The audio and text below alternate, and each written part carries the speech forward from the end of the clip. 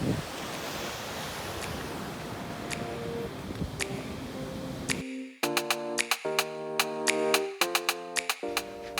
back, guys. Today we're going to be talking about one of the most crucial cases that you may see in the hospital, diabetic ketoacidosis. On top of that, we're going to go through a patient case, and then we'll go a little bit into the background of DKA and why it happens. So let's get started. So we have a 22-year-old woman, and she presents to the ED with abdominal pain, vomiting, and loss of appetite for 3 days. She says the pain, along with the nausea and vomiting, started abruptly and rates her pain at about a 6 out of 10. Now, when you ask her where it hurts, she points all over her abdomen, and she's kind of in a fetal position. She has 4 episodes of vomiting at the ED, and she said she had prior 3 episodes before she came in. And she says she really can't keep anything down for the last 48 hours. So, what are some things you want to ask her? Now, you want to ask her if the pain radiates anywhere. She says no.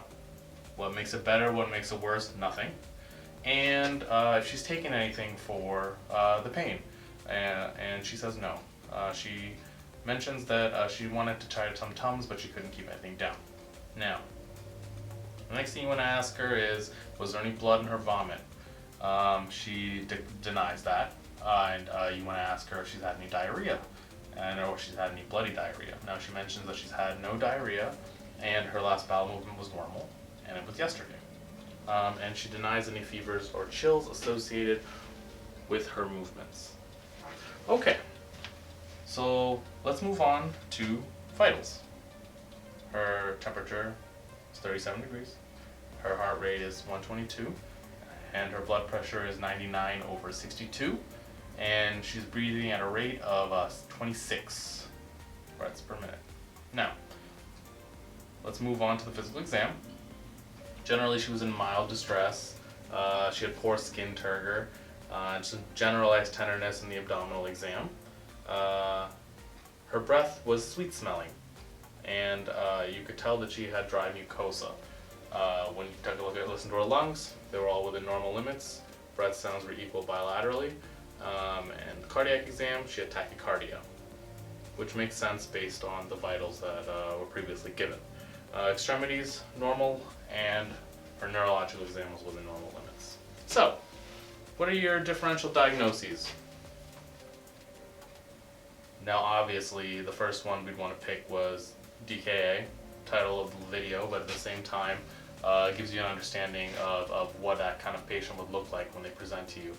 Some other differentials I would consider small bowel obstruction, appendicitis, pancreatitis, considering generalized pain, but you could have those symptoms. We haven't gone into her social history. That's something you'd want to ask. And obviously there could be something with an illicit drug or a drug-related reaction. So those are things you want to ask her. A little bit of background I would want to give if you were to do the history. She's not a drinker, and she doesn't use any illicit drugs. Okay. So, what do we want to do next? I agree that with her age and symptoms, it's imperative that we get some labs. Now, when we take a look at our basic metabolic panel, we see that her bicarb is low at 18, BUN creatinine over 20-to-1 ratio, so she has some dehydration. Makes sense, she's been vomiting for the last 48 hours.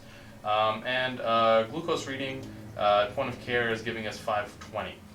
So we definitely have an episode of hyperglycemia that could be manifesting itself as a DKA picture.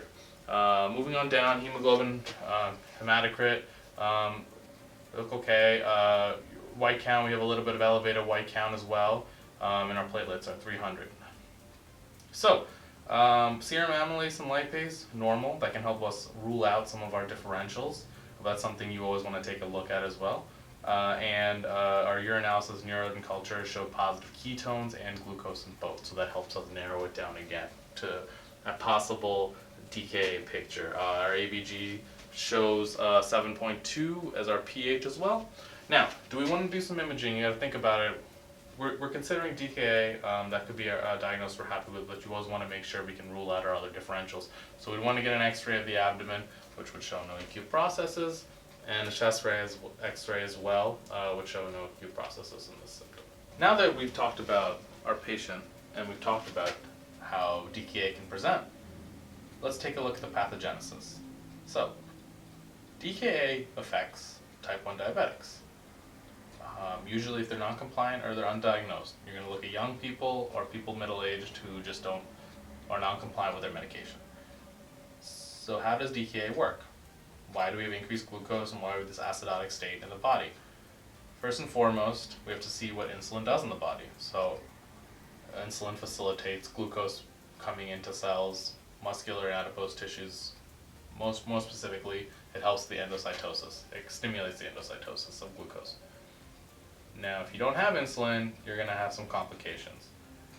In the liver, you're going to get an increase in gluconeogenesis. This is because glucagon is no longer inhibited by insulin and is allowed to release glucose into the blood.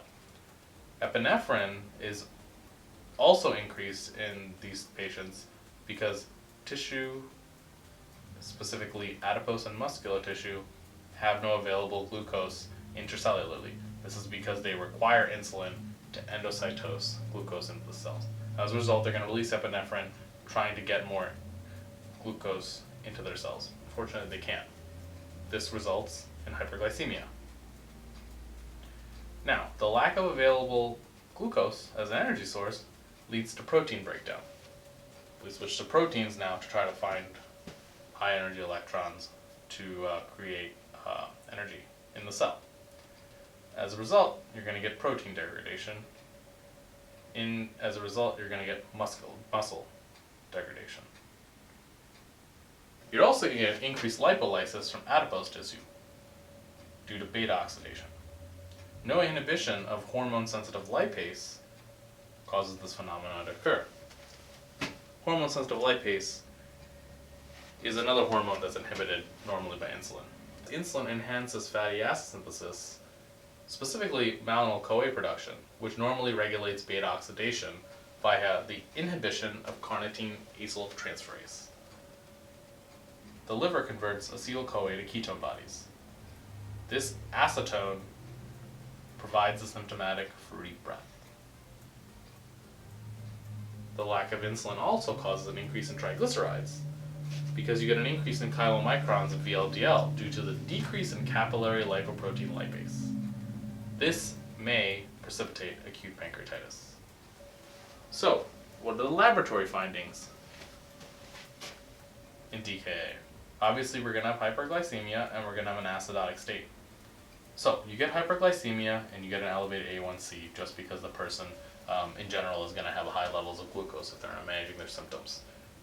You get anion gap metabolic acidosis because of the ketoacidosis and the lactic acidosis from your peripheral cells that aren't able to use glucose to get that energy.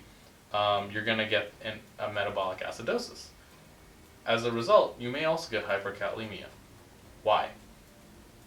This is because the body is trying to buffer that acidosis. So hydrogen protons are going to be entering the cells and they're going to be exchanged with potassium in the potassium hydrogen exchanger at the cell membrane. This can result in hyperkalemia. One more finding that can happen is dilutional hyponatremia. Osmotic diuresis occurs by the increase in glucose extracellularly. As a result, sodium is diluted when fluid enters the extracellular space to try to mitigate the increase in solute extracellularly. Treatment. So, how do we treat this condition? The first thing we want to do is volume replacement, and then we want to give IV insulin.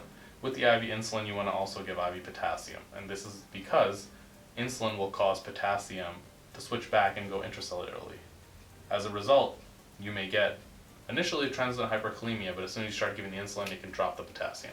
So you want to cover that by giving potassium. You also want to give phosphate to aid in all this ATP that's going to be made, and you want to admit that patient in the ICU for careful watch. You want to monitor the anion gap every 4 hours, and you want to monitor the blood glucose every hour. Now, the trick about stopping insulin is you only stop insulin when you close the gap. Now, 10 to 14 is the normal range of the anion gap. Until you reach that point, you do not stop IV insulin. When the glucose lowers to around 250, you want to switch the fluids from normal saline to D5W, so you can supplement a little bit of glucose, and you don't lower that glucose too far. Now, when you've closed the gap, you want to switch IV insulin to subcutaneous. The way to do that is that you start subcutaneous insulin, and you overlap with IV insulin for 2 hours. After 2 hours, you stop the IV insulin. Then you can do sub-Q, and you can monitor the insulin, and you can get that patient better. Now, following up, it's very important. You want to counsel the patient on diabetic diet and lifestyle. You want to make sure they understand how to take their insulin. If this is the first time they've been diagnosed, you want to explain to them the importance of taking insulin. And if this is not the first time, you want to also stress that taking your insulin is very important to making sure you stay out of the hospital. They need to understand that DKA is a life-threatening situation. You want to monitor their A1C, and you want to set them up with podiatry, ophthalmology, and a lipid profile, just to fill out their medical history and make sure that they're being followed. And that is an overview of DKA. We went through the patient presentation, the diagnosis, the treatment, and the pathogenesis. Thank you for watching. Hope to see you next time.